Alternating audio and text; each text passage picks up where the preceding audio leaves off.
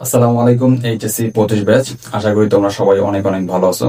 তো আজকে আমরা আলোচনা করব রাজশাহী ইউনিভার্সিটির ভর্তি যে ভর্তি সার্কুলার সেটা একটু আমরা আলোচনা করব এবং তোমাদের খুবই গুরুত্বপূর্ণ দুইটা তথ্য জানাই রাখি। সেটা হচ্ছে রাজশাহী ইউনিভার্সিটিতে এবার কোনো জিপিএ মার্ক নাই এবং কোনো সিলেকশন নাই।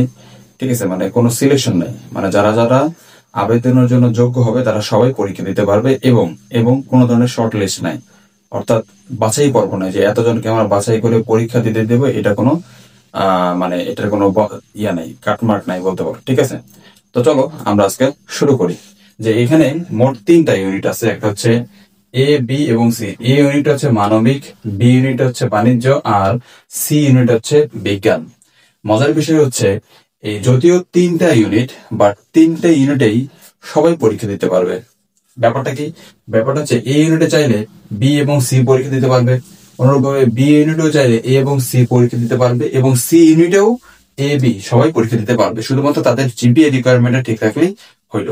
যেমন একটা কথা বলি, আমি যদি তোমাদের বলি যে বিজ্ঞান ইউনিটে জিপিএ রিকোয়ারমেন্ট কত? 3.5 মানে এসএসসি এবং এইচএসসি মিলে 8, এবং অবশ্যই এটা কিন্তু চতুর্থ বিষয় সহ, ফোর্থ সাবজেক্ট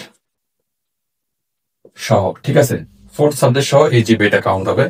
যেমন 3.5 আর মিনিমাম হচ্ছে 3.5 সমস্যার কত 8 থাকতে হবে। এখন এই ইউনিটের বিজ্ঞান বিভাগের জন্য এটা রিকোয়ারমেন্ট, বাট এই ইউনিটে যদি এই সি নাম্বার ইউনিটে যদি এ এর মানবিক অথবা বাণিজ্যের কেউ পরীক্ষা দিতে হয়, তাহলে কিন্তু তাকে এই 3.5 সমান 8 এটা কিন্তু না থাকলেও চলবে।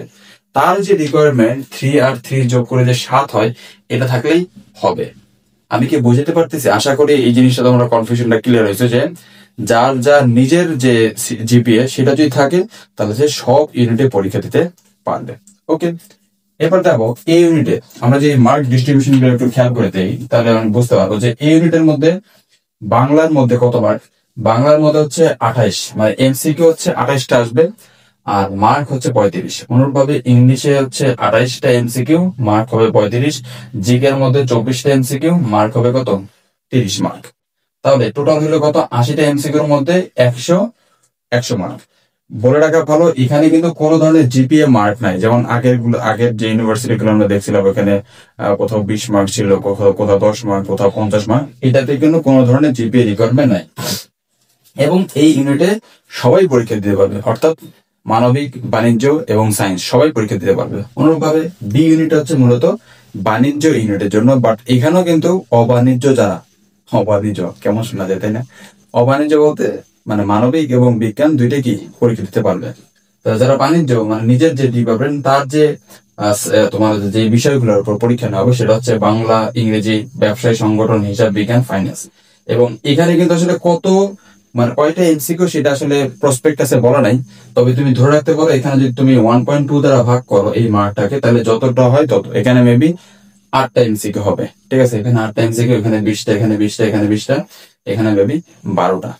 এইভাবে হিসাব করে তোমাদের আসছে কত? 100 মার্ক। অনুরূপভাবে যারা অন্য ব্যাকগ্রাউন্ড আছে, মানবিক এবং বিজ্ঞান, তারাও চাইলে এখানে পরীক্ষা দিতে পারবে। মার্ক ডিস্ট্রিবিউশন কিরকম?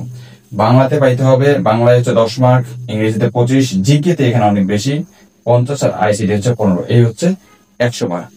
এরপরে যে সবচেয়ে ডিমান্ডেবল যে বলতে পারে ইউনিট, সেটা হচ্ছে সি ইউনিট। ঠিক আছে, এখানে সবচেয়ে বেশি ফলাফল আসলে পরীক্ষা দেয়, সেটা হচ্ছে বিজ্ঞান ইউনিটের জন্য। বিজ্ঞান ইউনিটের মধ্যে একটা জিনিস খেয়াল করি, এখানে ফিজিক্স, কেমিস্ট্রি, আইসিটি এটা হচ্ছে ফিক্সড। ফিজিক্সে, কেমিস্ট্রি এবং আইসিটি 25 5টা করে এমসিকিউ থাকবে, এবং প্রত্যেকটাতেই মার্কস থাকবে 1.25 করে। তাহলে 25টার জন্য 31.25, 25টার জন্য 31.25, 5টার জন্য 6.25।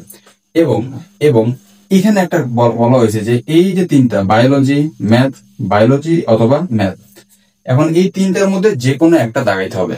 কেউ চাইলে বায়োলজি দাগাইতে পারবে, কেউ চাইলে ম্যাথও দাগাইতে পারবে, কেউ চাইলে বায়োলজি প্লাস ম্যাথ দুইটাই দাগাইতে পারবে। তোমরা আমাকে বলো যে রিকমেন্ডেশন কোনটা? অবশ্যই বায়োলজি প্লাস ম্যাথ। এটা যদি দেখাও তাহলে তুমি সকল সাবজেক্টের লিস্টে আসবা। তুমি যদি বায়োলজি বাদ দাও, শুধু ম্যাথ দেখাও, তাহলে দেখবো যে বায়োলজি রিলেটেড সাবজেক্ট তুমি পাবা না। অন্যভাবে তুমি যে ম্যাথ না দেখাও, শুধু বায়োলজি দেখাও, তাহলে কিন্তু ইঞ্জিনিয়ারিং সাবজেক্টই পাবা না। বোঝা গেছে? তাহলে অবশ্যই তোমরা কোনটা দেখো, বায়োলজি প্লাস ম্যাথ। বায়োলজিতে 13টা প্রশ্ন আসে, ম্যাথে 12টা, 31.25 মার্কস কত? 100 মার্ক। আর যারা নন ব্যাকগ্রাউন্ড আছে, নন সায়েন্স যারা আছে, তারা বাংলা, ইংরেজি এবং জিকে পরীক্ষা দিবে। তাহলে এখানে 25-এ 31.25, 25-এ 31.25 এবং জিকের জন্য 30-এ 37.50। টোটাল হলো কত? 100 মার্ক। ওকে, বোঝা গেছে? সো এই হলো আমাদের মানে এই 3টা ইউনিটের মার্ক ডিস্ট্রিবিউশন। এবং আচ্ছা, তো আরেকটা অ্যানাউন্সমেন্ট যেটা, সেটা হচ্ছে আমি একটা ম্যাথ কোর্স নামাইছি, সেটা হচ্ছে ভার্সিটি এবং গুচ্ছর জন্য। মানে 45 দিনের মধ্যে তোমার আসলে কোর্সটা শেষ করে দেওয়া হবে, অর্থাৎ শর্ট সিলেবাস যেটা, সেটা শেষ করে দেওয়া হবে।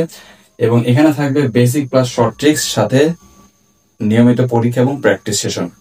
এবং এটার কোর্স ফি রাখা হয়েছে মাত্র 299 টাকা। ওকে, তো আশা করি তোমরা সবকিছু বুঝতে পারছো। এবং অবশ্যই অবশ্যই এই রিলেটেড ভিডিও পাওয়ার জন্য তোমরা এই চ্যানেলটা একটু সাবস্ক্রাইব করে রাখো, সাগর ম্যাথ ল্যাবকে একটু সাবস্ক্রাইব করে রাখো, এবং পাশাপাশি তোমাদের বন্ধুদের সাথে একটু শেয়ার করে দিও। ঠিক আছে, সবাইকে অসংখ্য অসংখ্য ধন্যবাদ। আসসালামু আলাইকুম।